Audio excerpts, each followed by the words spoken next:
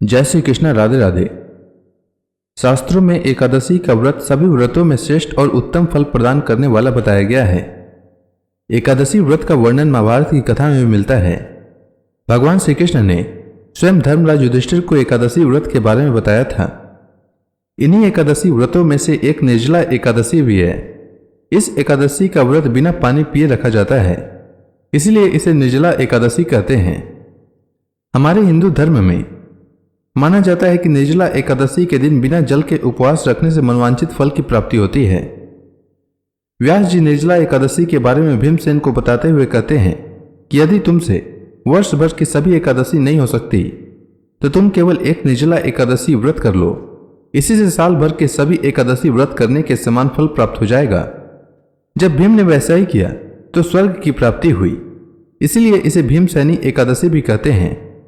इस एकादशी का व्रत रखने से ही साल में आने वाली समस्त एकादशी के व्रत का फल प्राप्त होता है। इस व्रत में एकादशी के सूर्योदय से लेकर द्वादशी के सूर्योदय तक जल नहीं पीने का विधान है। इस दिन निर्जल रहकर भगवान विष्णु की आराधना का विधान है। इस व्रत से दीर्घायु और मोक्ष की प्राप्ति होती है। अब आइए जानते हैं ज्येष्ठ माह के शुक्ल पक्ष में पड़ने वाली एकादशी यानी निर्जला एकादशी के शुभ मुहूर्त के बारे में। तो निर्जला एकादशी तिथि का आरंभ 30 मई 2023 को दोपहर 1:07 से होगा और निर्जला एकादशी तिथि का समापन 31 मई 2023 को दोपहर 1:45 तक होगा। निर्जला एकादशी व्रत 31 मई को रखा जाएगा। वहीं द्वादशी तिथि 1 जून को दोपहर 1:39 तक समाप्त होगा। 31 मई को सूर्योदय का समय सुबह 5:24 रहेगा और सूर्यास्त का समय शाम 7:14 रहेगा। ब्रह्म मुहूर्त इस दिन सुबह 4:03 से सुबह 4:43 तक रहेगा। निर्जला एकादशी व्रत पारण का शुभ मुहूर्त 1 जून 2023 को सुबह 5:24 से सुबह 8:10 तक रहेगा। आपको इसी समय व्रत का पालन करना चाहिए।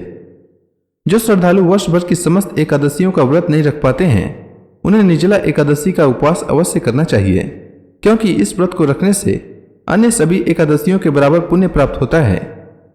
इस व्रत में एकादशी तिथि के सूर्योदय से अगले दिन द्वादशी तिथि के सूर्योदय तक जल और भोजन ग्रहण नहीं किया जाता है। एकादशी के दिन प्रातःकाल स्नान के बाद सर्वप्रथम भगवान विष्णु की विधि विधान से पूजा करें। इसके पश्चात भगवान का ध्यान करते हुए ओम नमो भगवते वासुदेवाय मंत्र का जाप करें। इस दिन भक्ति भाव से निर्जला एकादशी व्रत कथा का श्रवण करें और भगवान का कीर्तन करें। इस दिन व्रती को चाहिए कि वह जल से कलश भरे, वह सफेद वस्त्र को उस पर ढक कर रखें और उस पर गुड़ तथा दक्षिणा रखकर ब्राह्मण को दान दें। इसके बाद दान पुण्य आदि कर इस व्रत का विधान पूर्ण होता है। धार्मिक महत्व की दृष्टि से इस व्रत का फल लंबी उम्र, स्वास्थ्य देने के साथ साथ सभी पापों का नाश करने वाला माना गया है। यह एकादशी व्रत धारण कर यथाशक्ति अन्न, जल, वस्त्र, आसन, फल आदि का दान करना चाहिए। इस दिन जल कलश का दान करने वाले श्रद्धालुओं को वर्ष भर की एकादशियों का फल प्राप्त होता है। इस एकादशी का व्रत करने से अन्य एकादशियों पर अन्न खाने का दोष छूट जाता है तथा संपूर्ण एकादशियों के पुण्य का लाभ भी मिलता है। श्रद्धापूर्वक जो इस पवित्र एकादशी का व्रत करता है वह समस्त पापों से मुक्त होकर अविनाशी पद को प्राप्त करता है। उम्मीद है आपको निर्जला एकादशी व्रत से जुड़ी जानकारी अच्छी लगी होगी।